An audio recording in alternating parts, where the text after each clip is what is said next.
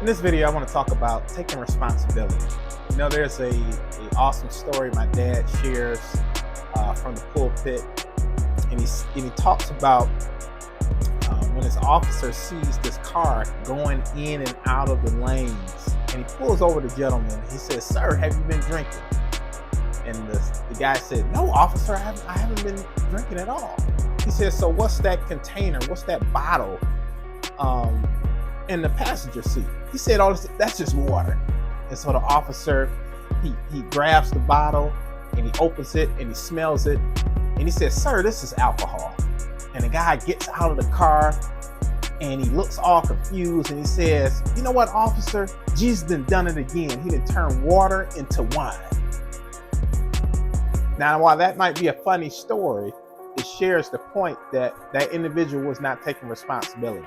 And sometimes the reason why we don't take responsibility is we feel that it's not our fault. You see, when I was in my 20s and early 30s, I was still blaming my teachers and still blaming the school system that I could not read or write. I was blaming somebody else for stuff that I was going through. And I could not move. It was like a mental prison.